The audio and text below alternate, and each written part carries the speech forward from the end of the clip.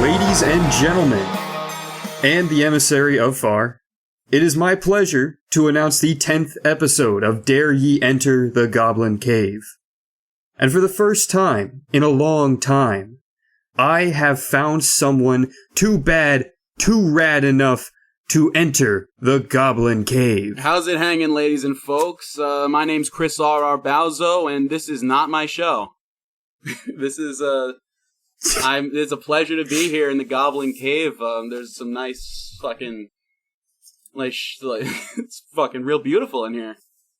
Refreshments also. Yeah, don't step on that. That is goblin droppings, they say.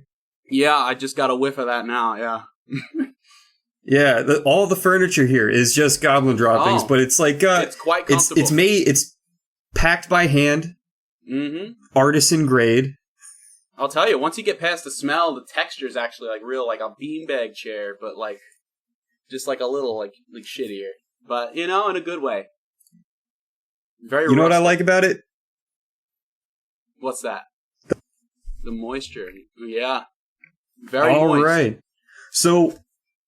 Chris here, I'm sure many of you in my audience have already heard his work, but he is the founder, creator, editor, writer, everything of the Wizard's Scroll. That is correct. A fantasy storytelling podcast unlike any you've heard before. Also true. Well, yes, for my, the Wizard's Scroll, it's a labor of love. I wrote basically the whole first season, about 16 episodes or so. It took me about a year to write. I like to keep things in the oven for a really long time, but I mean, I wrote the story I have prepared today in about 3 days, and I think it shows, but I think it's a good one. Yeah, that's the Goblin Cave style right there. We 3 days of scrambling, maybe 1 day of editing. So, You wanna just like hop right into it? You wanna just enter this Goblin Cave? I'm ready. We're entered already. I'm ready to enter into a more inner sanctum, if you will. I hope the chairs it just keeps going. Slightly. They smell a little bit like less like shit, but I'm seated. I'm ready to go. All right. Yeah, let's do it.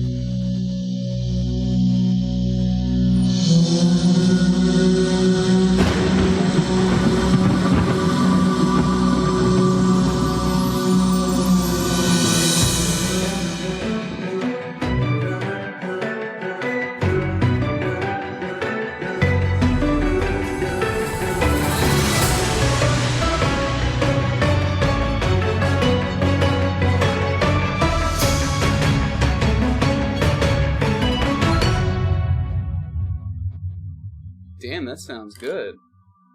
Yeah, right? That's by Matt Kelly. Oh, wow. I've been reusing that ever since I got it. And if anyone wants to hear the full version or just wants it as a ringtone or whatever, send me an email. I'll send it to you. No, fuck, you gotta send me that then. Show, dude. For show, dude. Hell yeah. All right, dear listeners, brace thyselves. Once again, I take you back to the Dreadmore Empire. Oh shit, I'm braced. And while it is... So what? I'm braced. Okay. Yeah. And while it is rather large, I promise you it is not the whole world. Yet. Damn, love that. Today... yeah, they're getting there. Yeah. Today, our tale takes place in a contested territory. The elves of Somewheristan fuck. That's a good name. Yeah, dude, I'm keeping it. Like, it's one of those placeholder names that just sticks. Yeah, I got a couple of those. The elves of Somewheristan, making a valiant last stand against the grand Death Lord of Dreadmore's mighty army. Their capital has been under siege for months now. Supplies are running low, and hope is dwindling by the day. And the end seems near for this nation state. Their king rallies his most loyal men for a secret mission to restore hope and break this siege. His top generals, his best friends, hold the line defending against probing attacks on no sleep and no food. Fighting to the bloody end against uncountable odds with no relief in sight. Simply faith that their king will find a way.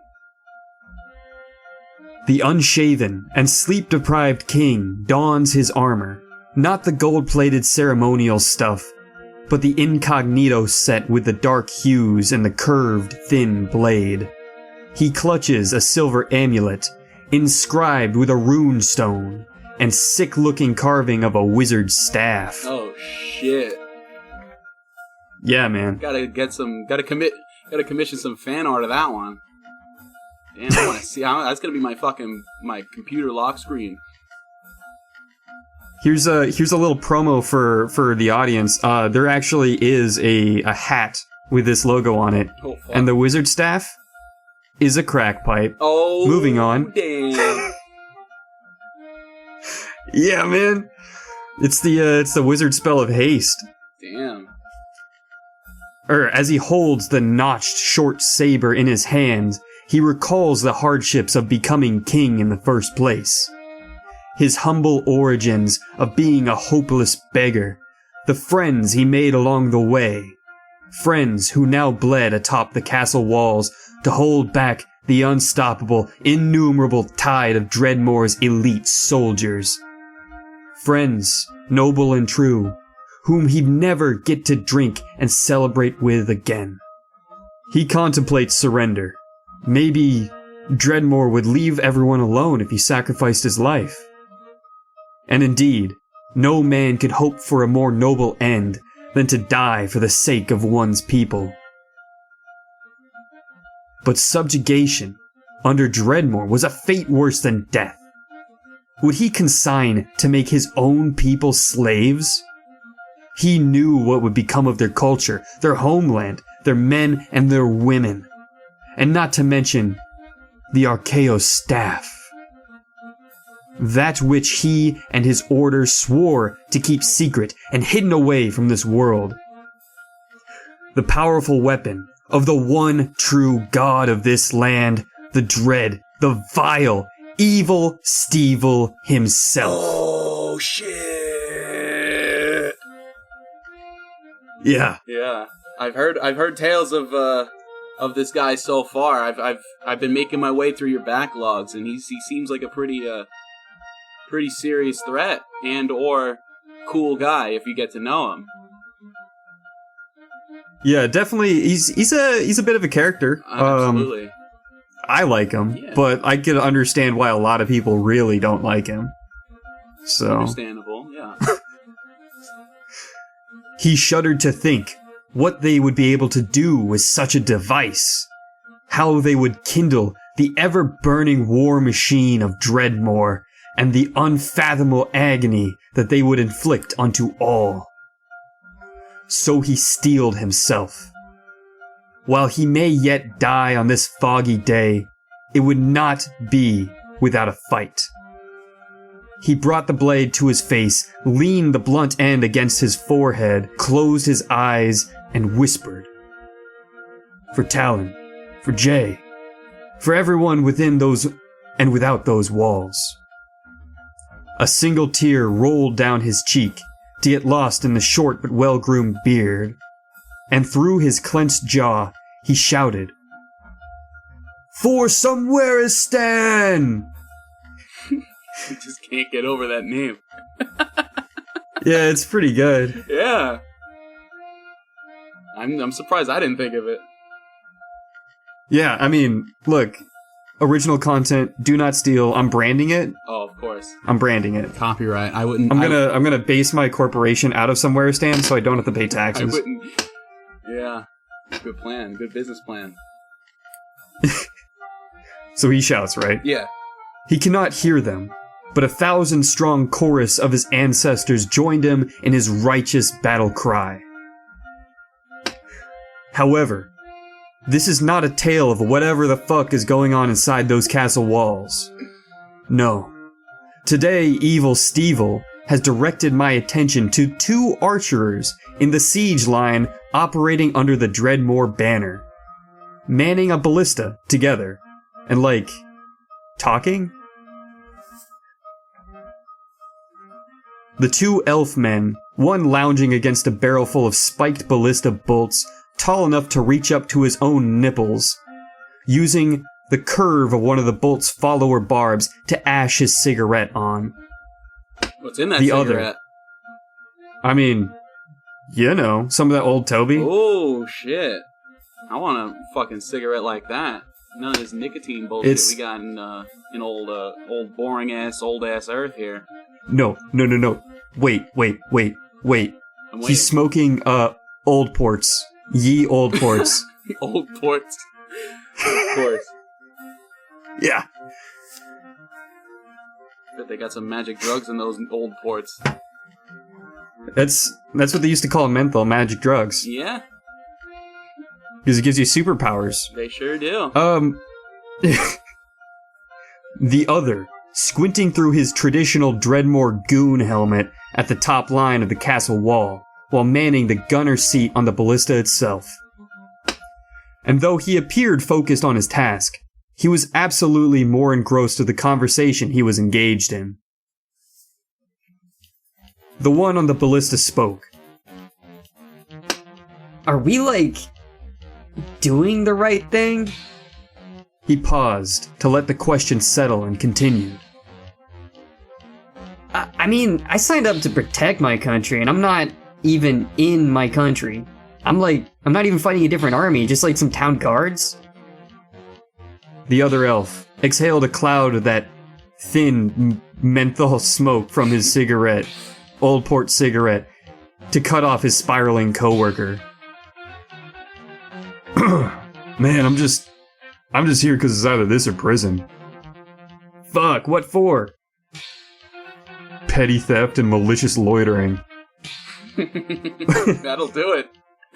Yeah. Fucking conscripted to the army, gets sent over to fucking somewhere stand just for loitering. I mean, at least they got those malicious loitering. At least they got those old ports there. Damn, if I smoke a whole fucking pack of those. I mean, he does. They're fucking bored over here. I didn't mention in the story, but there's 100 cigarette butts just everywhere around this station. I'm seeing it with my mind's eye right now. I'm smelling it. They're all mashed into the mud. And you could almost mistake them for small rocks or bark or something, but no. Yep. Those old ports will do it to you. They're good though. Anyways, so the one on the gunner seat then says, How's that even a crime? And the 2 chuckled, while Tim, the smoker, just shrugged. Tim spoke, looking off to the logistical supply line, where the soldiers milled about looking busy, hauling supplies, carting the wounded away, or accompanying VIPs to prove their loyalty. A 3rd grader who wants to be cool like all the 6th graders. So the 6th graders tell them to eat a grass spider or, to give them their socks or whatever. I've been there. It's like that. Oh, hey, is that your plug? I could really use some magic drugs for this long-ass shift. Larry, the gunner, turns, confirms the identity, and waves the drug dealer over with a smile. Larry speaks to the dealer. Hey, what's good, man? Where'd you get those digs? Referring to the slightly mismatched set of Imperial Dreadmore armor the dealer wore. The dealer, smiling, but moving quite awkwardly in the heavy, spiked metal. Hey dudes, yeah, Mike from the armory gave it to me for some special G, you know what I'm saying? And he said the old owners won't be needing them anymore or something. He gestured to a rip in the chainmail side and a blood stain. Holy shit, you guys have to wear this all day? It's heavy. The 2 actual soldiers chuckled. Larry began, In the winter and fall seasons, I don't even bother with the chain undershirt. I just roll the cloth down so you pass visual inspection. He then fired a bolt at a blur on the castle wall, quite possibly putting to rest one of the weary castle defenders. As Tim loaded up another bolt and began cranking it into place. So like Yeah, me too. Yeah. Oh, yeah, me too. Could you imagine being the Dreadlord, though? He paused to puff a little bit while cranking. By the gods, all those skulls and spikes must weigh a ton. The dealer answered, Yeah, I hear those are genuine human skull, too. Probably petrified, heavy as rocks. Bit eccentric, that one. The trio instinctively looked over to the Dreadlord's improvised command center. Once a humble farmhouse belonging to some now very decomposed locals. The building itself, adorned with 3 to 8 foot long obsidian spikes that had to be specially transported in their own 6-carriage convoy due to the valuable and delicate nature of the objects. A convoy that absolutely could have been used to bring, I don't know, blankets, medical supplies, maybe even some more old ports. Who needs that shit? Those, whatever you just said, definitely way more important. Yeah, but no. It just fucking spikes he uses to impale deserters and captured enemies. Ain't even magic spikes. Really? Wow. That's a lot, yeah, it's a lot of effort to go for an aesthetic and not get any, like, chi out of it. Not even a magic spike. They couldn't have fucking spent the extra $2.99 on the magic, on the enchantment or whatever. Like, yeah, there was a sale. What's the name of the magic spike enchantery? I don't know. Spikes Are Us? Or did that one go out of business? Spiked. Spiked? That's a good... better than I thought of. You go in there and then like they'll just fuck you up with spikes, you know, magic spikes, regular spikes, whatever. You get spiked. Don't take a drink from them though. They're complimentary, but don't drink them. All right.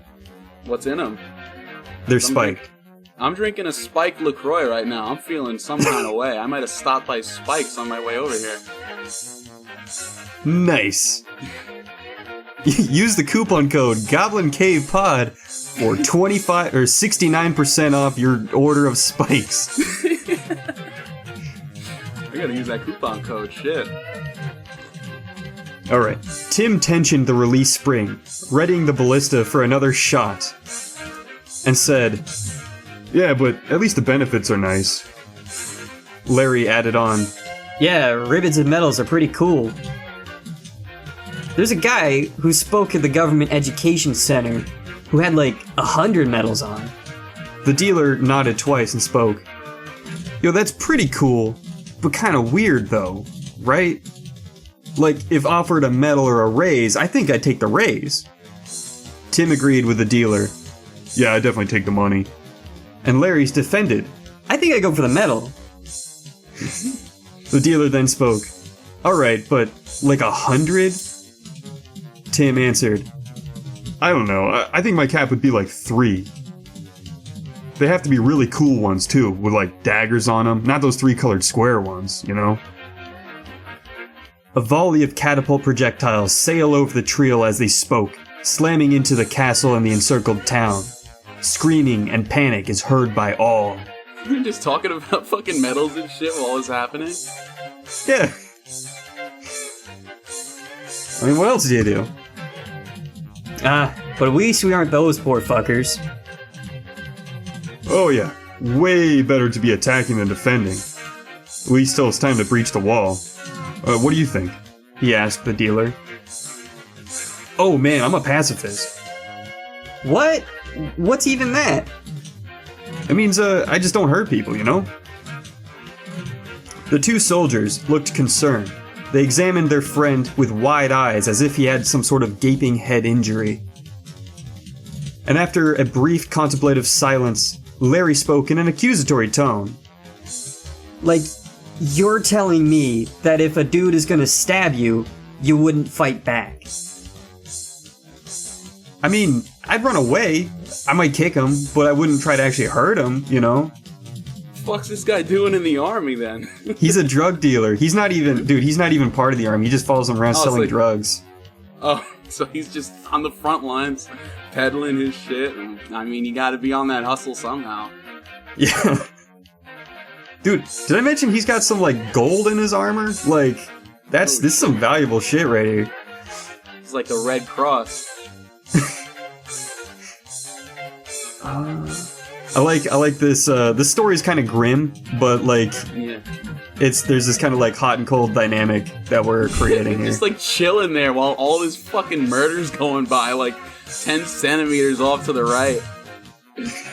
Like, they're just desensitized to this whole thing. Such is life in Dreadmore. Yeah. Alright. They paused to watch a contingent of Dreadmore elves in heavy armor, shields raised, hauling a massive battering ram that would look like a skull with a spike coming out of the mouth and was like screaming and shit. Yeah. Can we buy those at Spike? 100%. There's a tag applied to the bottom. Oh, fuck. Yeah. I might have to stop by on my way home. I'm sure they do custom orders. Oh shit, really? Yeah. I'm gonna have to workshop some things and just give them my commission then. Their armor plates, clanging and creating a chorus of steel. Marching up the front gates, cut with the intermittent plunking of arrow volleys, smacking hard against their raised shields. Tim continued. That's weird. I'd kill him. Nah, that ain't good for the soul, you know? It just ain't me, man. Yeah, fair, I guess. But like, alright, what if the dude is gonna stab your brother? Or your mom? The dealer responded, ooh, man, that's heavy. Larry continued pressing. Yeah, but like, you gotta know. He points to the drug dealer's chest. You gotta know yourself, you know? Yeah, I know. He bided his time with answering. But like, maybe? Maybe? Maybe like you'd stab him? Well, maybe I'd try to like knock him out. Larry took over the hypothetical and continued. Nah, that dude is 6'4". That'd just piss him off more. He'd kill you.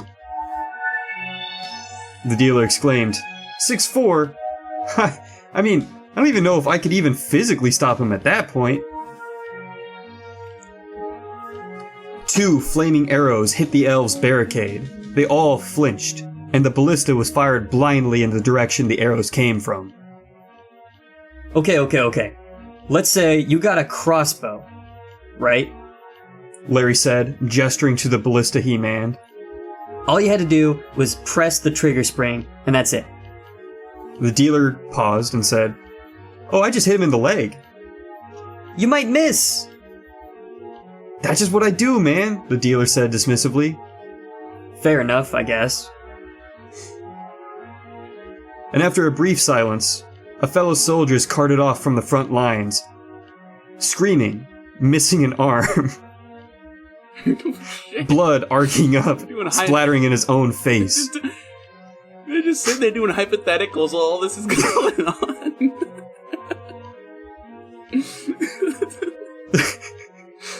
I mean, you gotta keep your mind busy. You can't be focusing on the task at hand. Oh, yeah. You get real depressed. Oh yeah, of course not. It's like me at the factory. Yeah. The dealer then speaks. I mean, all the pay in the world wouldn't mean shit if I got that fucked up. Tim said, again, ashing another cigarette on a ballista bolt. Nah, man. Getting injured's the best. You live out the rest of the war, you get a huge payout. Larry says, True, but like, would it be worth an arm, though? oh hell yeah, I'd lose an arm for that fat check. I don't know, man. I like my arms where they are. And besides, it'd be fucking painful. Man, I hear that's just a myth. All the adrenaline means you wouldn't feel a thing. This conversation is punctuated by screaming. And the injured soldier is screaming, "Ugh, it hurts. Woe is me. This pain is great for me on this day. Ah!" And the dealer interrupts and says, what if it's like your dick? What if he points, shoot your dick off? Ooh, Larry chuckled.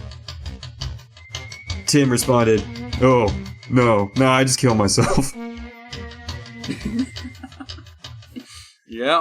Okay. I mean, once the dick's off, that's pretty much lights out. Yeah. Fuck that. Because when you got one arm, you still got a chance, man. You could still get it.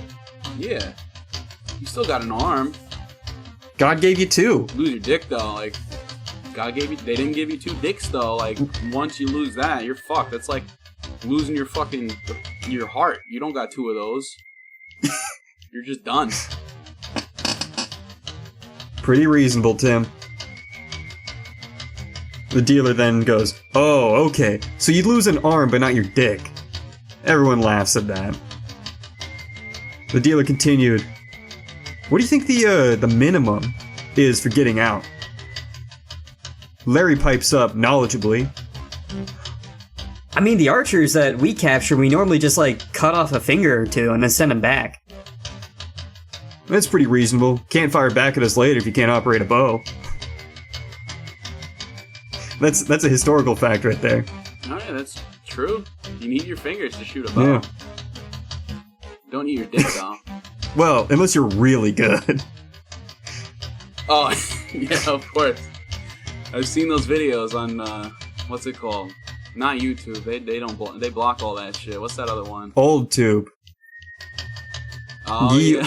That's Dracus tube.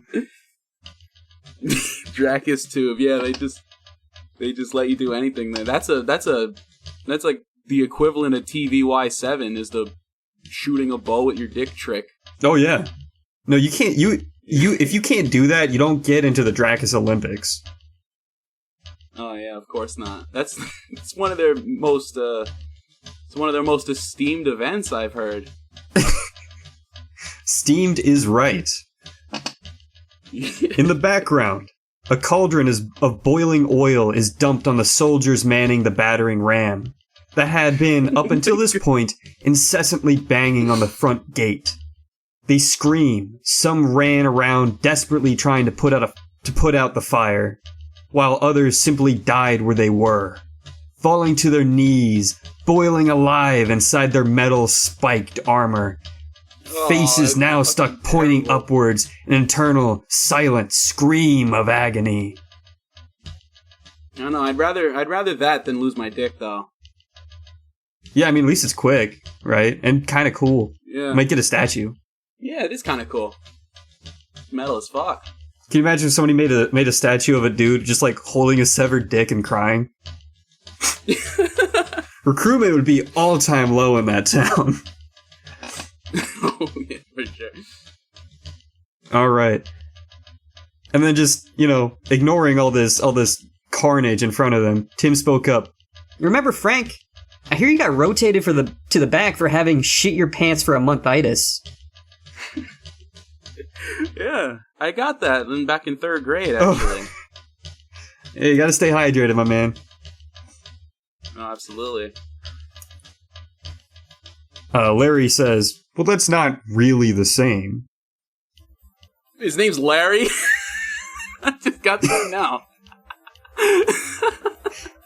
Just a normal-ass name in this fantasy-ass setting always gets me every time. It's the best. Oh, thank you. Fucking Larry. I'm terrible at names, and that's where this comes from. I can tell. You should use a fantasy name generator. That shit helps a lot. Oh, yeah, no, that... You just pick one you like, and then just switch a couple letters around so it sounds a little better, and there you go. In the, a couple episodes, there's one of the elves that was like Marikoth of the Glindy Grove. Like, that's the most stereotypical elf name I could possibly find. Yeah. It's fantasy as fuck, though. Yeah. Yeah, but at least you get out of this bullshit. You know the expected losses for an attacking army in a siege situation are 3 to 8 times higher than defending troops? Damn. Yeah. But that hazard pay is pretty good. Yeah, I guess, but what's-his-face still gets a medal for participating, even though he's just shitting his pants. Can't really put that on a resume, though. Good at looting and burning villages, maybe digging trenches. Larry says, I mean, you can put that on a resume if you want to be a ditch digger. Tim smirked and said, beats prison. The drug dealer nods twice. I mean, y'all could get into dealing. There's a huge market for it, especially for dudes who know how to stand around and look tough. You don't have to pay taxes. You set your own schedule. You be your own boss, you know. Do it! Tim says, well, I never considered that. Larry says, What's the pay like? Dealer chimes in, it's a bit inconsistent, but once you take off. He reaches under his shirt and shows off some dope gold chains under his heavy armor. Damn, the two whistled at once. The trio's attention is drawn to the command center, where two elves are having a duel of sorts. The Dreadlord himself, standing atop a bridge of obsidian spikes, maybe 12 feet in the air, wielding his two signature blades, Death Saber and Death Dagger. Oh, fuck. Yeah, both glowing with a bright red and reflecting off the dark obsidian something fierce. He was fighting another elf, wearing fairly plain armor and a gray incognito cloak. This second elf had but one short, notched saber, and a glowing amulet hung around his neck. The swords clashed and clicked in the distance. It was rather hard to hear from here, but I think the Dreadlord yelled something about something called the Archaeon Staff? I don't know, man. It was kind of hard for me to tell. And the other dude just yells, "Never!" before lunging at the Dreadlord. Their duel culminated in a lot of yelling and taunting. Obsidian spikes being crushed underfoot. The gray-cloaked elf got stabbed twice, lifted up by both blades. Over the edge. Oh, shit. Yeah. Oh, double damn. While the Grand Death Master himself taunted. But then, he grabbed the Grand Death Master and did a double flying kick straight into some obsidian spikes behind him that for sure fucking killed him. While Cloak Guy, damn. So what? God damn. Yeah. Cloak Guy just falls to the ground, dead as shit, for sure.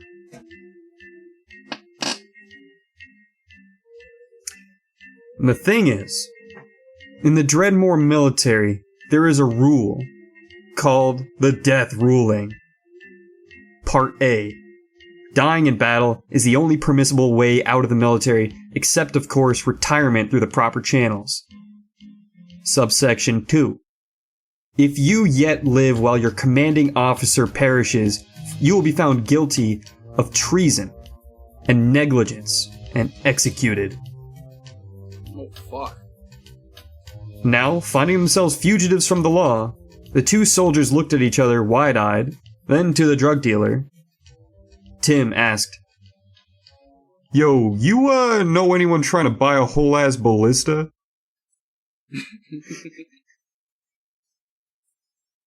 Alright.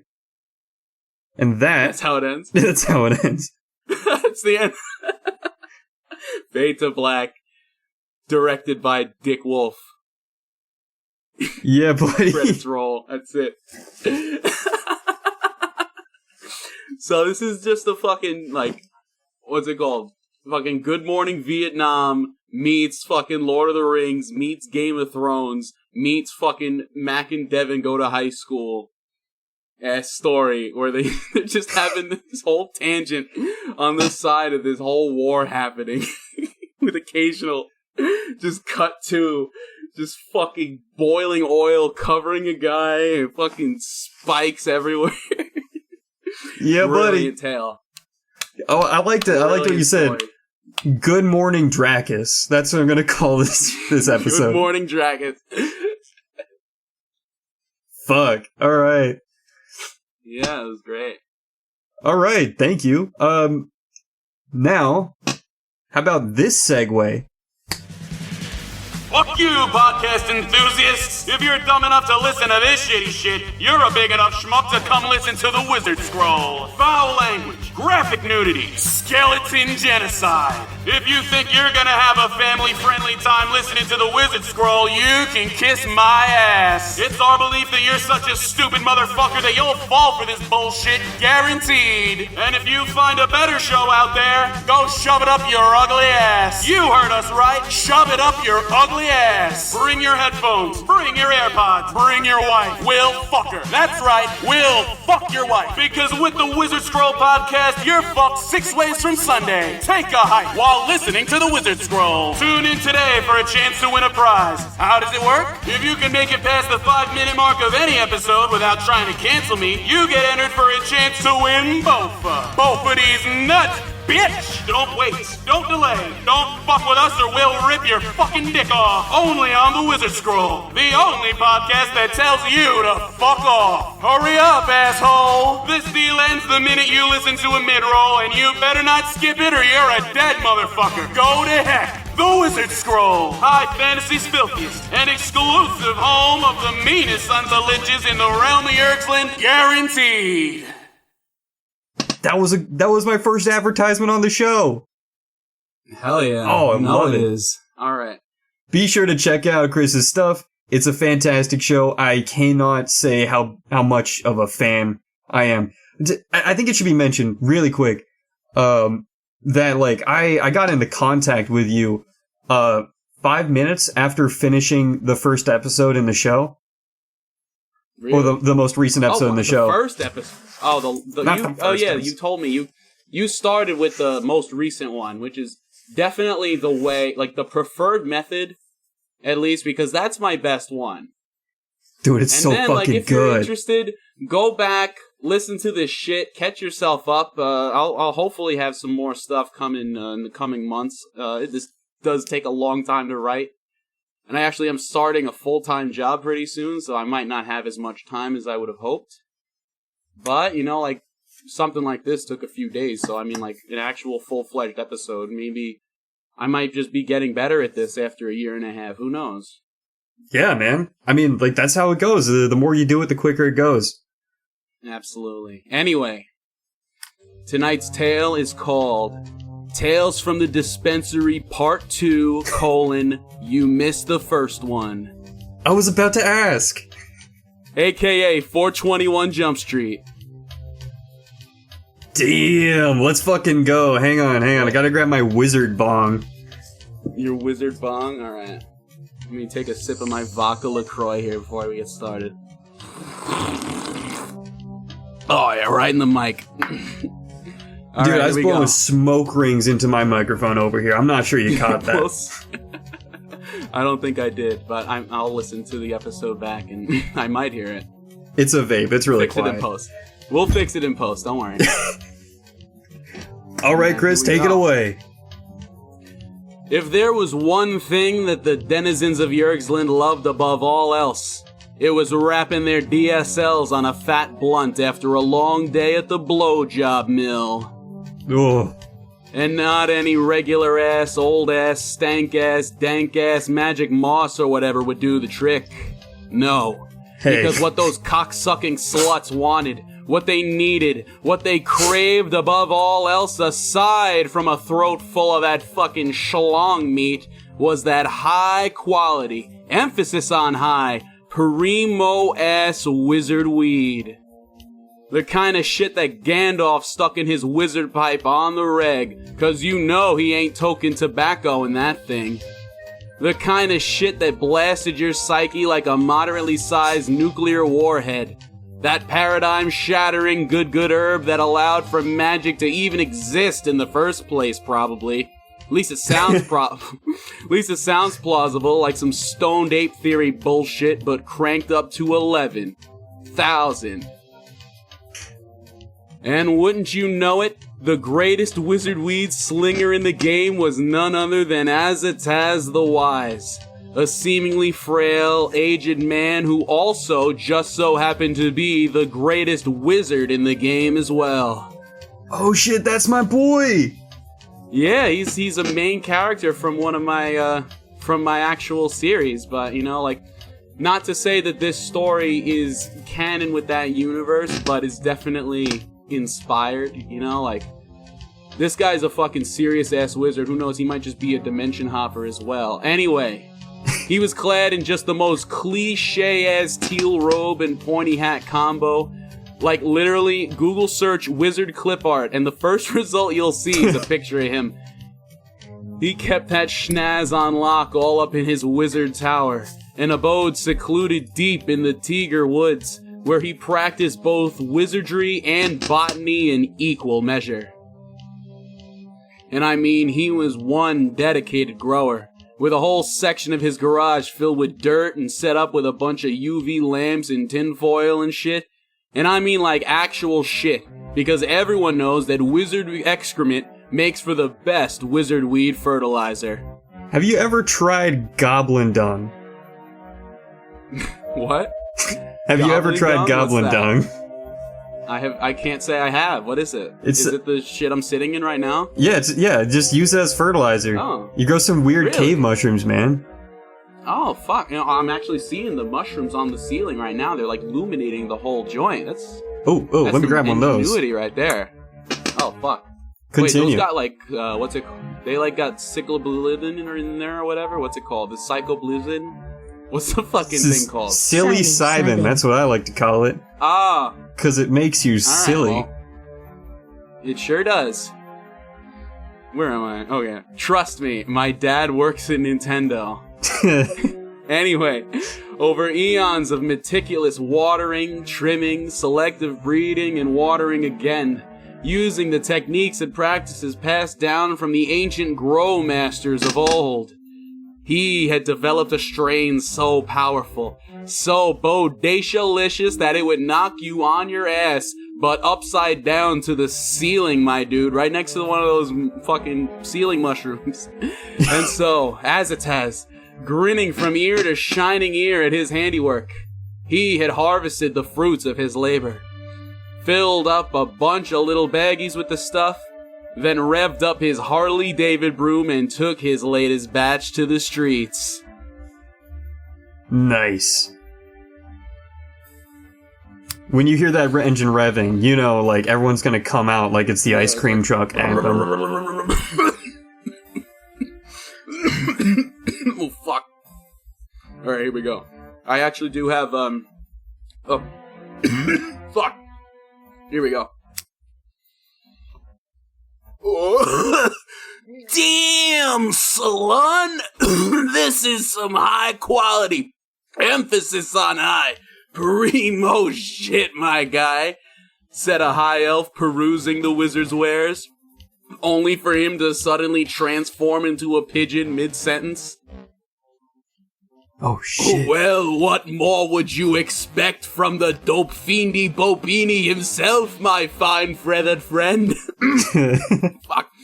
Now quick with the cash before the cool as heck orange paladins, or chops for short, come by and see us out here acting all sussy. After a long day of peddling that divine salve of the mind across the land, and a quick pit stop to the blowjob mill on his way there, he had finally arrived at his last stop of the day. Just one final delivery between himself and his sanctuary, his abode, the Wizard Tower, complete with its rad race car bed, 69-inch plasma screen magic rectangle, a magically refilling pantry stocked with all the nourishing munchies one could ever need, and of course his dank-ass, stank-ass stash of the most potent wizard weed known to man. That's a fucking good spot to be. Yes, sir. I've been there.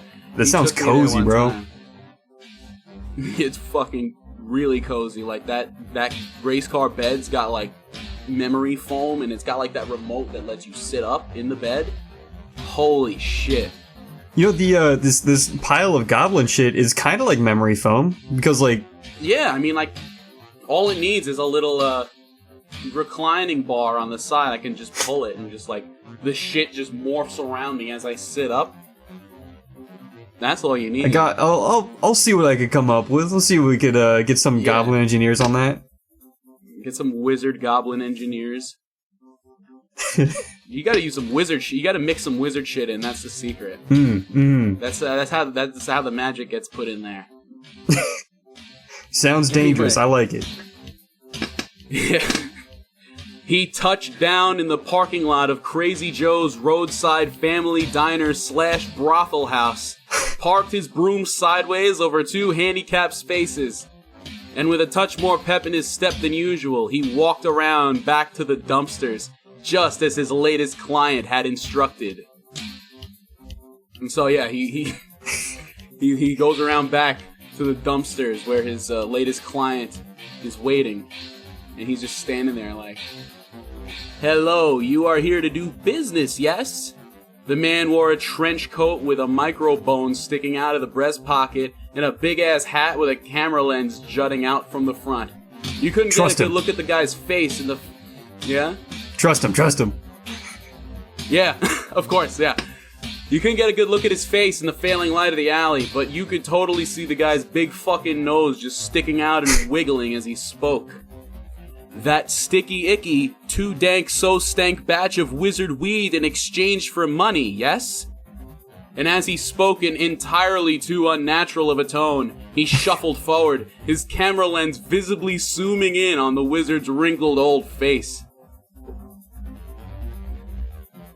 "Dude, are you for real right now? You basically have the word knock written on your forehead, like..." He bursts out laughing for a moment before continuing his thought.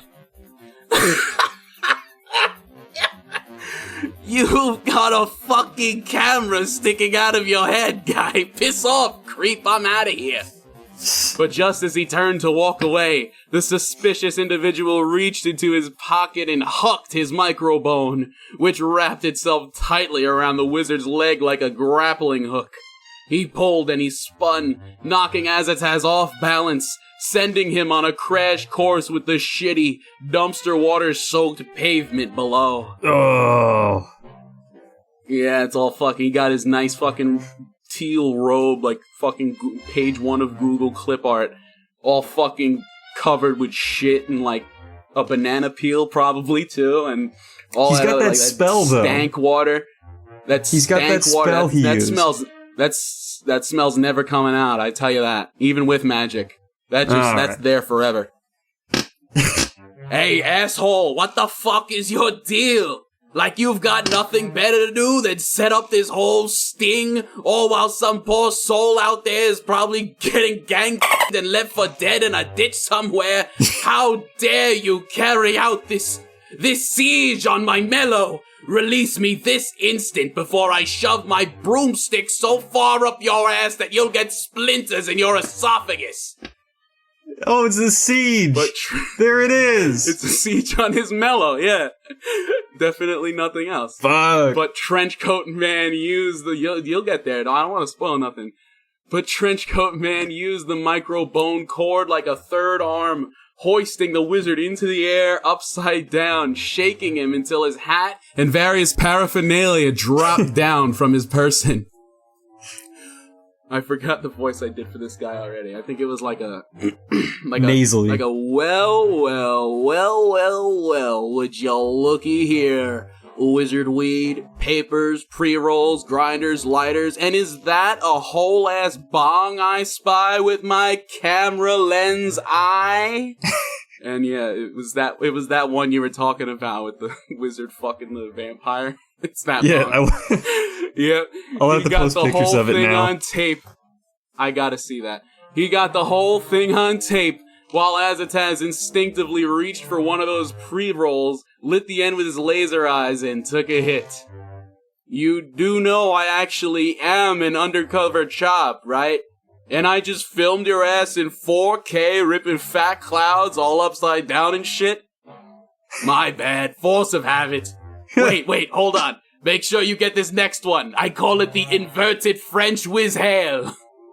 The capsized wizard perfectly executed the technique, blowing smoke from his nose while inhaling it back through his waiting mouth.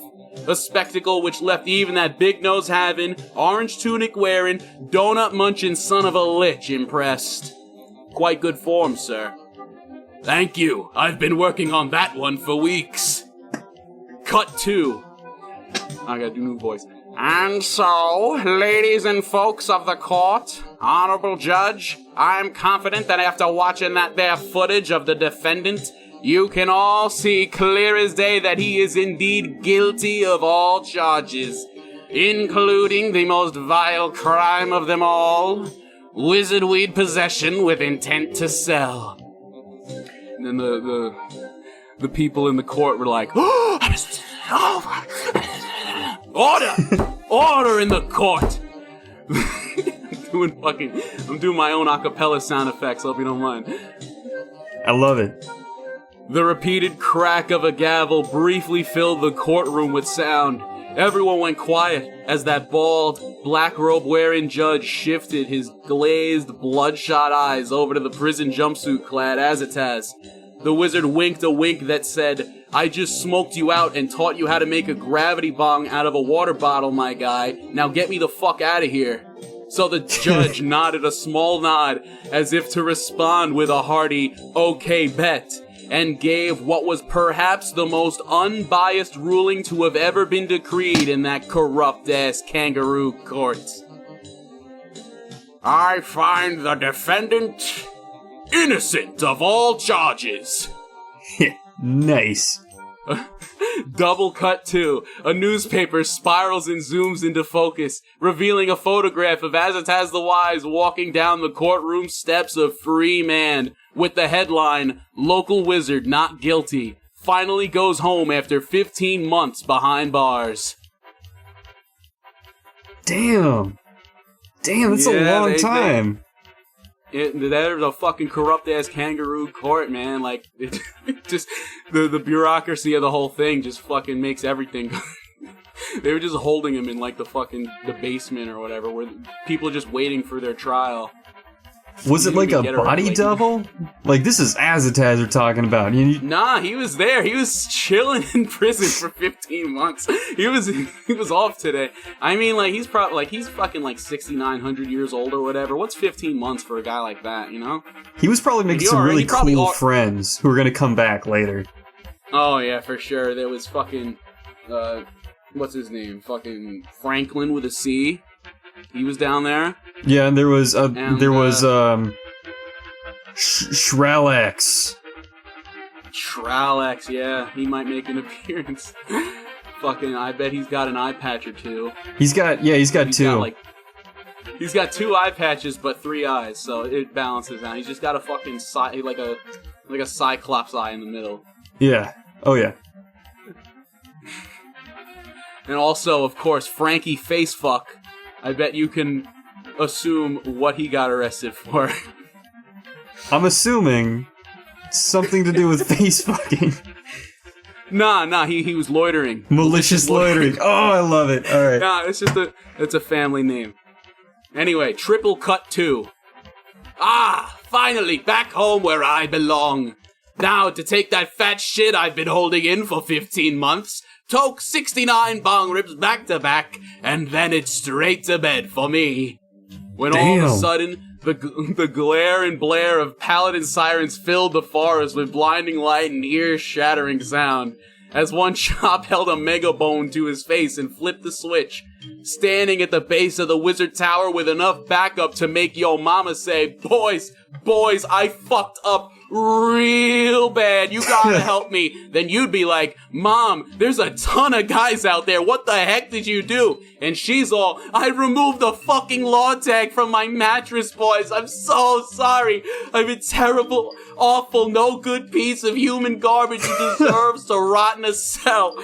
Now one of you be a dear and stall him while Mommy makes a break for the Mexican border. God damn. Hey, is your home life okay? Yeah. It's been better. Anyway, Azataz had hardly managed to shit and wipe his ass before the Megabone chop began his spiel. And it's like, As it turns the wise, come out with your hands up. We have you surrounded. And so he opened his bathroom window and screamed out in rebuttal. H-E-double-Ekna! I've been at home for 5 bloody minutes. What did I do this time? You, left your broom parked sideways across 2 handicapped spots for 15 straight months. Now get out here and come quietly before this turns into a full-on siege. Oh shit, here it is. Yeah, that was the fake out. This is the real scene. It's a Raid by Ozzy Osbourne began to play as the 20-man squadron of cool-as-heck orange paladins rammed into the wizard's front door with a battering ram. They probably got it spiked. Yeah. It had a skull on it, I bet. they probably bought it from, like, those soldiers who were deserting. Yeah, I mean, they were pawning it off, right? They probably got it 10% off. Oh yeah, dude, there's a whole bunch of, like, Dracus military surplus just coming into Yurgsland right now. Oh, fuck. You know, I might have to... Hell yeah, I might have to stop by, what's his name? Jerry's oldie, secondhand, war crime shoppy with an Murder Weapon Emporium. Murder Emporium was next door. That's Franklin with a C. He runs that place.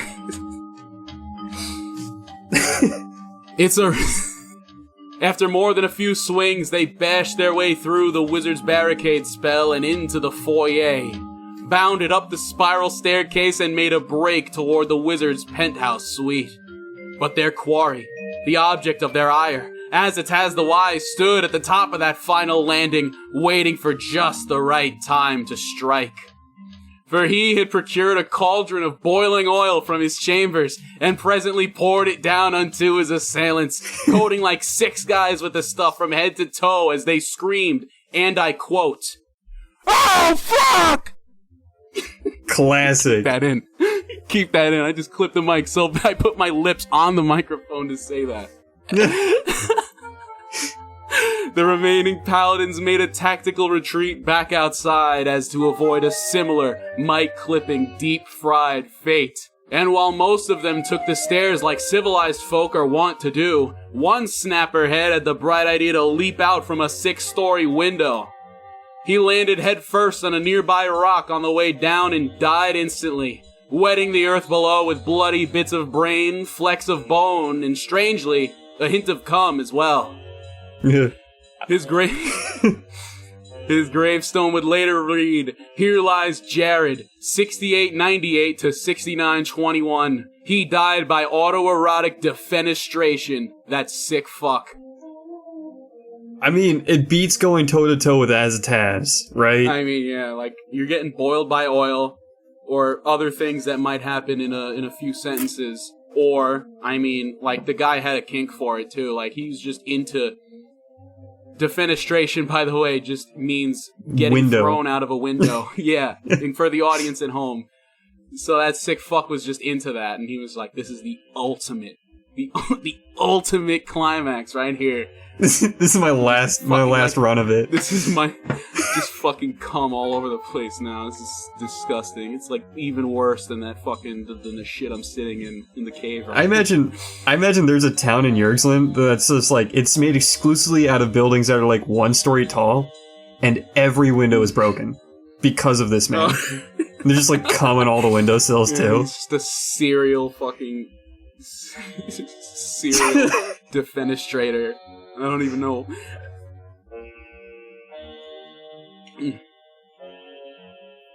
With a swiftness belied by his age, Azataz had followed his would-be attackers out to his front yard, the one which had just been defiled by some suicidal pervert's brain matter and semen.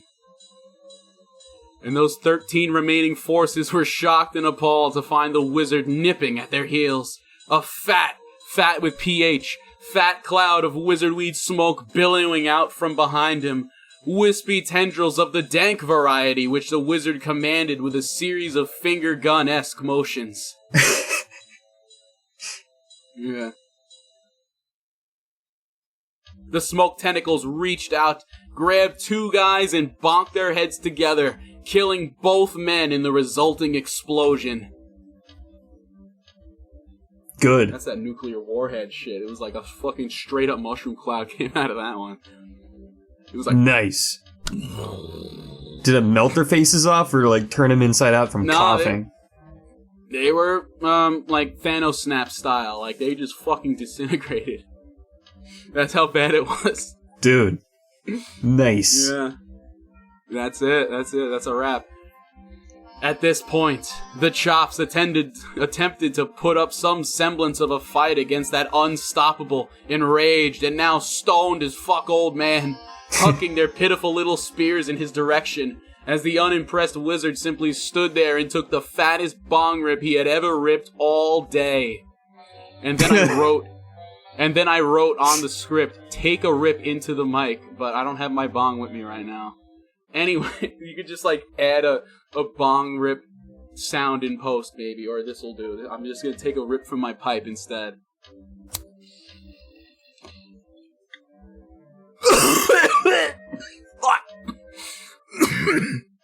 Just clip the mic again with that shit. Authentic. I like it. The bong cloud tentacles deflected the attacks with ease, redirecting the spears right back through the chests of 7 more guards, as the first few notes of Dr. Dre's The Next Episode began to play. It was like dun dun dun dun dun dun dun dun dun dun dun dun dun, as the wizard attempted to blow some O's for extra style. As he attempted to blow some O's for extra style points, though they instead came out as perfect triangles. Damn. Yeah. He can't get the circles quite yet, but he got the triangle somehow.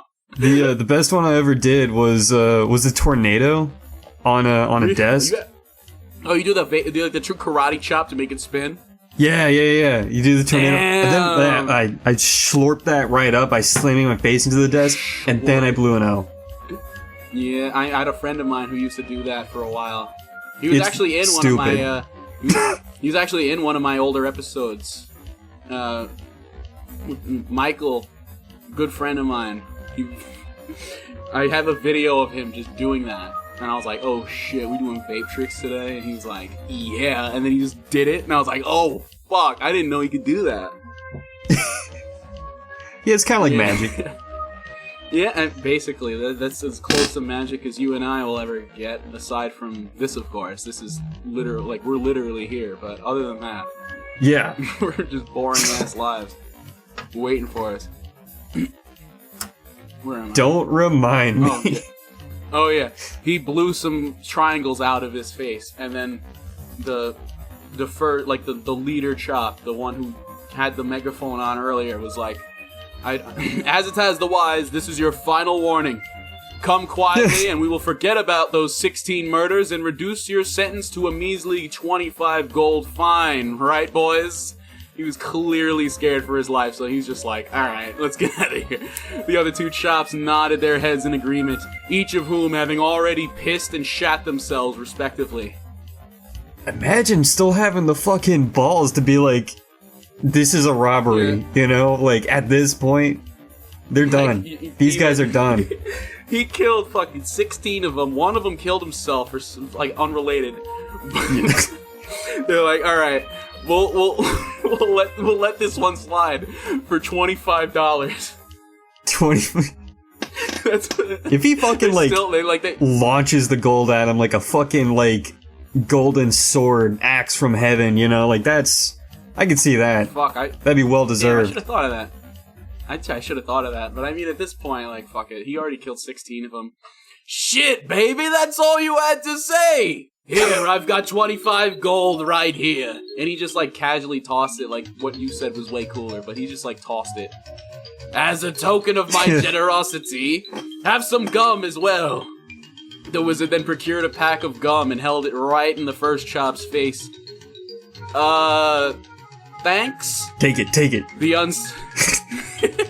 The unsuspecting officer pulled out a piece of gum from the wizard's outstretched pack, when out of fucking nowhere, like a million spiders came pouring out all over him.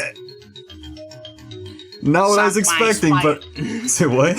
Suck my spider dick, said one of the spiders. Yeah. Yeah. faked them out. Million spiders right there. Boom. He's magic. He can do it too. That's worth more than $25. That's sure is. That's a million spiders. That's at least like I'm not gonna do Sell them math for right now, $1 a but pop. $1 a pop, $1 million right there. That's your $1 million. Take me to Shark Tank or Rakovich Tank or whatever the fuck it's called. You got the what's his name? The bald guy standing there with his fingers like an evil supervillain. He's like, I'm out. And you just get up like really close to him, like just like faces like touching. You're like kind of leering at him. You got this like dark look in your eyes, and you're saying, "Take the gum." Take the gum.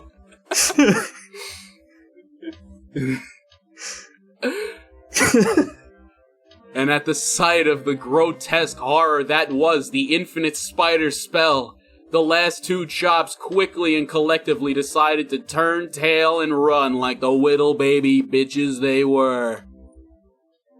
Like, one's got piss in his front and the other one's got shit in his ass. So, like, they're just, like, waddling, but they're going as fast as they fucking can. I tell you what, because as it has, he's just standing there and he just takes another bong rip. I'll put the sound effect in here. Mm-hmm. And then he looks directly into the camera and mutters to seemingly no one, "Fuck the police." Finn. All right, I know what song is playing right at the end there. Hell yeah, you know it. Damn. Let me tell you, I just whipped this up in like 3 days. That was good, man. Personally, I always record all my shit sober. This is the first time I'm all inebriated and shit. It makes you more powerful. Slurring a little bit. I'm feeling like invincible right now. Like I can take on 6 stories face first into a rock with my dick out. I could survive right now. I'm feeling that kind of way right now. Trust it. I'm going right now. Get in the elevator. I'm like, ding, ding. This cave's got 6 stories, right? Oh yeah. All right, bet. Yeah, I'll do it. I'll do it on the way out. Oh, damn. Well, that, ladies and gentlemen, was the second and conclusionary story of our 10th episode, Magic Drugs and Sieges. Well, let me tell you, it's been a pleasure visiting here, the Goblin Cave. I went to the Goblin Cave and all I got was this fucking t-shirt. Absolutely. And this thing is like, it's like glowing with mushroom mat and shit and everything. It's fucking beautiful. You gotta sell, once you start with the merch, you gotta sell one of those. Oh yeah, no, and I survived the Goblin Cave. I went to the Goblin Cave and all I got was this fucking t-shirt and it's glow in the dark. That's like the $25 one. The other one's like a $15 or I don't know what the prices are, but like one of them's premium. It's got the glow in the dark that fucking runs out after 2 minutes, but you don't have to tell them that. This is some quality shit. Just crack a couple highlighters and like roll around in it. I'm wearing one right now. It's fucking great. I came from the future. Thank you for the glowing endorsement. Oh, wait. Thank you for the also glowing endorsement. I've never actually done a live reading of any of these. It's always just like a million takes. Like one of my like average episode around this time is like 20 minutes. I swear I got fucking 48 minutes of audio to sift through after I'm done. And like half of that is just like cut, delete. And then it's just a lot. Like I'm a fucking perfectionist like that. But it's been yeah. It's been so much fun just coming out fast and loose, fucking bong rips mid story, just come out, just take a pipe rip and fucking choke. Dude, that was fucking good. I was immersed. This was a fantastic time we had. I gotta say. Yeah, I can only agree. Well, pleasure to have you on the show, and pleasure to be here. Make sure if I survive my my old little defenestration on Yeah. the way out, make sure to hit me up. I'll come back whenever. 100%.